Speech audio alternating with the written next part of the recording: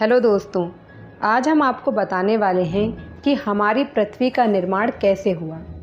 लेकिन इसे जानने से पहले चलिए कुछ थोड़ा बहुत जानते हैं अपनी पृथ्वी के बारे में। हमारी पृथ्वी ही सौरमंडल का एकमात्र ऐसा ग्रह है जहां पर जीवन संभव है। हमारी पृथ्वी एक स्थलीय ग्रह है।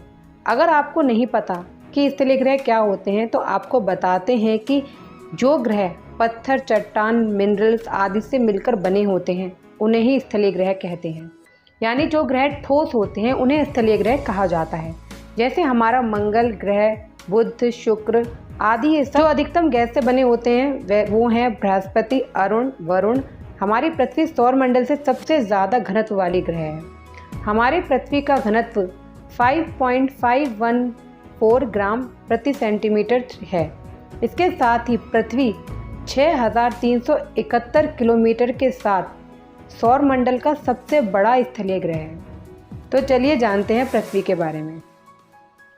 हमारा सौरब्रह्मांड जो कि 13.8 अरब साल पुराना है, लेकिन हमारे पृथ्वी और इसी के साथ ही हमारे सौरमंडल का निर्माण ब्रह्मांड के बनने के बाद शुरू हुआ। आज से 4.6 अरब साल पहले धूलकण और गैस ठंडे बादल, जिससे निहारिका कहते हैं, आपस में ग्रेविटेशनल कोलैप्स यानी कि गुरुत्वाकर्षण के कारण आपस में जुड़कर इसी सोलर नेबुला के बीच से सूर्य का निर्माण करते हैं। बिल्कुल उसी तरह जैसे किसी तारे की उत्पत्ति होती है। सोलर नेबुला के बीच से सूर्य के निर्माण के बाद बचे हुए निहारिकाओं के कण सूर्य के चारों ओर घूमते हुए एक डिस्क का निर्माण कर लेते हैं। इस डिस्क में घूमते हुए छोटे छोटे पार्टिकल्स ग्रेविटी के कारण आपस में जुड़कर बड़े पार्टिकल्स बनाने लगते हैं।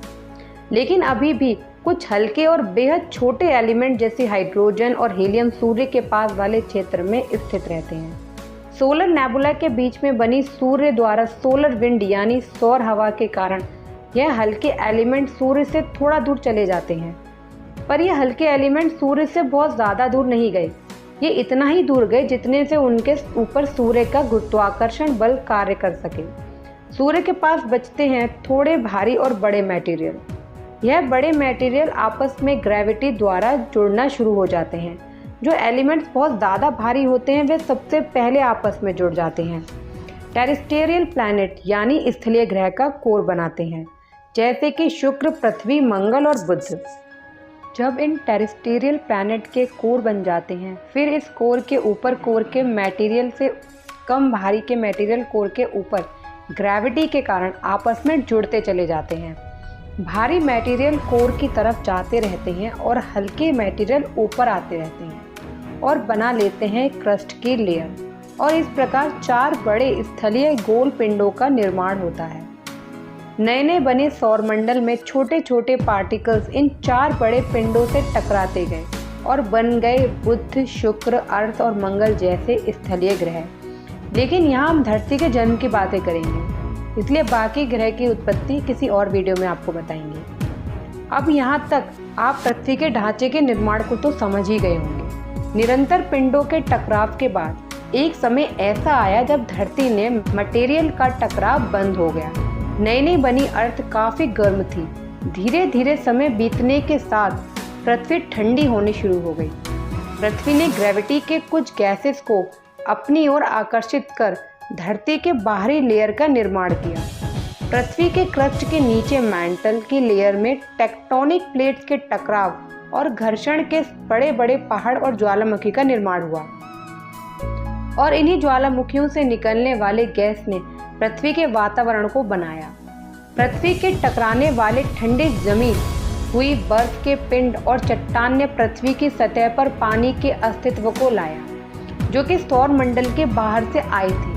लेकिन पृथ्वी की सूर्य से दूरी वाला क्षेत्र बेहद विशेष क्षेत्र रहा, जहां हीट इतनी संतुलित मात्रा में था जिससे कि पानी ना तो बर्फ की अवस्था में रहा और ना ही भाप की अवस्था में, बल्कि लिक्विड स्टेट में रहा। इस विशेष क्षेत्र को जहां पृथ्वी स्थित है उसे गोल्डीलॉक्स जोन या हैबिटेबल जोन कहते हैं। पृथ्वी के इसी विशेष क्षेत्र में होने के कारण ही पृथ्वी पर पानी का होना संभव हो पाया।